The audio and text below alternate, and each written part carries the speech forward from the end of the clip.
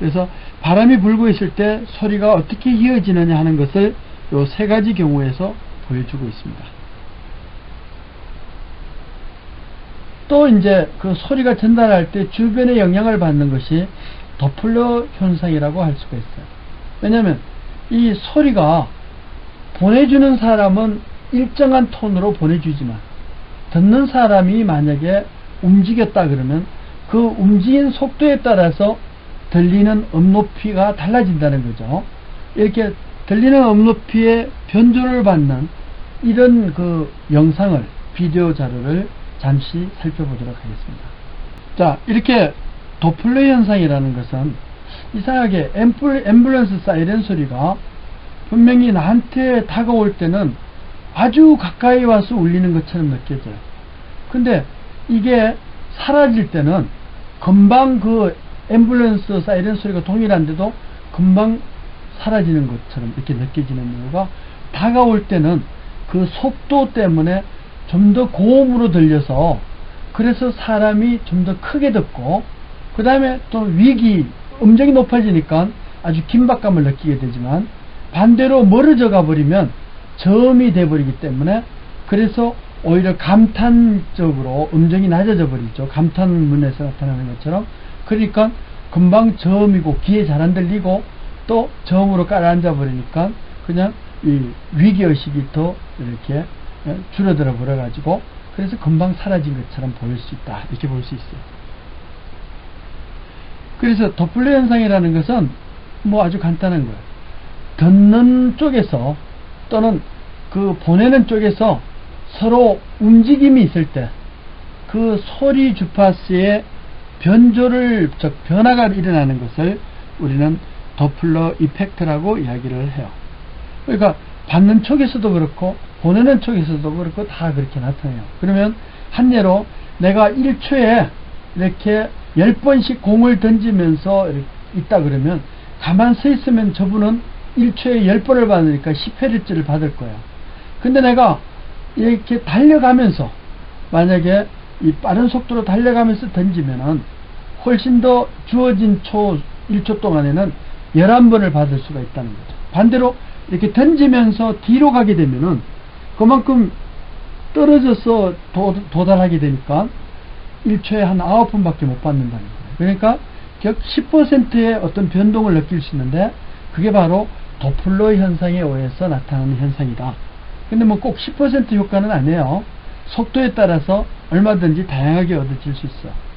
그래서 이런 도플러 현상을 이용해 가지고 차량 속도를 우리가 측정을 할 수가 있어요. 그래서 고속도로나 일반 도로에 가면은 그 이렇게 철탑을 만들어 놓고 그 철탑에서 지나가면은 과속하셨습니다, 아니면은 뭐 저속하셨습니다, 이렇게 알려주게 되는데, 그러한 것이 바로 이렇게 도플러 효과를 이용을 하는 거예요.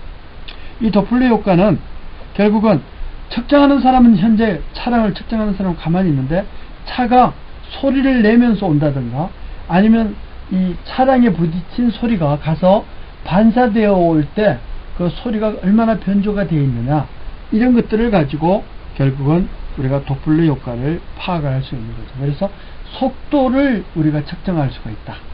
그냥 보냈는데 반사돼서 되돌아오는 게 보낸 파의 주파수하고 동일하면은 결국 도플러 현상이 없었다는 거예요.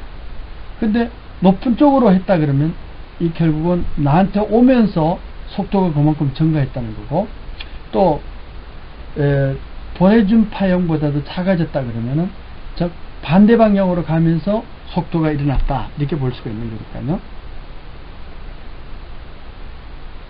이 또 소리를 이야기하면서 아주 중요한 효과 중에 하나서 바로 공명현상이라고 할 수가 있습니다.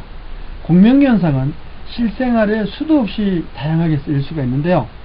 결국은 이렇게 파는 서로 간섭을 일으키는데, 간섭을 일으킬 때 어떤 물체에서 내는 파동과 또 보내준 파동이 서로 일치가 됐을 때 우리는 그때를 공명이 일어났다고 그래요. 그러면 즉 서로 파동이, 물체의 파동과 보내준 파동이 즉 더 커져 가지고 훨씬 더 큰 소리로 즉 되돌아온다든가 울림이 나타나는 이런 현상을 우리는 소리의 공명이라고 이야기를 합니다. 그래서 이런 소리의 공명을 이용해 가지고 실생활에서도 많이 쓰는데요. 예를 들어서 어느 전라남도 땅끝마을에 있는 거기에 이제 좀 높은 산에 아무튼 멧돼지가 자꾸 출연을 해가지고 거기 이장님이 아이디어를 냈어요. 그래서 조그만 스피커에다가 호랑이 울음소리를 녹음해가지고 들려줬더니만 별로 도망을 안 가더라는 거야. 그래서 이렇게 비가 오면은 맞지를 말라고 이렇게 큰 이런 드럼통 안에다가 그 소리를 딱 들려줬더니만 아주 웅장한 그냥 표하는 소리, 호랑이 소리가 들리더라는 거예요. 그래서 그런 소리가 들리고부터는 멧돼지가 출몰하지 않는다고 그런 이야기를 전해 들었습니다. 그 말은 뭐냐면 바로 공명 효과를 잘 이용한 거죠. 처음에는 스피커만 있으면은 소리가 별로 크지 않은데 스피커의 공명통, 스피커통이라고 하죠. 이런 통에 들어가면은 아주 저음의 방역이 있는 울림이 훨씬 더 커져 가지고 그래서 큰 웅장한 소리를 내는데 이렇게 통이 크면 클수록 우리는 이걸 우퍼 스피커라고 합니다. 이런 우퍼 스피커가 훨씬 더 많이 울려 가지고 그래서 저음의 웅장한 소리가 나기 때문에 이렇게 저음이 웅장하면은 사람은 경험적으로 엄청난 부피의 동물이 있다 이런 것을 뭐 사람이든 동물이든 알게 돼 가지고 멧돼지가 출몰을 하지 않게 되는 거죠. 그런 것도 이제 하나의 공명이라고 할 수가 있고요. 이런 공명 현상 때문에 사실은 다리가 무너진 그런 사례가 이제 발생한 적이 있어요. 이거는 뭐냐면 미국, 북미가 되겠죠. 그 북미 시애틀 바로 밑부분에 타코마라는 지역이 있는데 거기에 이렇게 바닷물이 흘러들어오는 수로가 있어요. 그 수로를 통해 가지고 다리가 이렇게 현수교를 놨었는데 그 현수교가 바람 소리에 의해 가지고 공명을 받아서 결국은 뒤집혀서 끊어져 버린 그런 사례가 있어요. 그래서 지금도 옛날 거를 철거하고 다시 놓기도 해서 2개의 그 현수교가 달려 있어요. 그런 그 타코마 다리를 우리가 동영상을 통해서 한번 확인해 보도록 하겠습니다. 예, 방금 즉 바람 소리가 결국은 이 다리를 매달고 있는 줄에 흔들려 가지고 그게 뒤집혀지는 그런 사례를 봤습니다.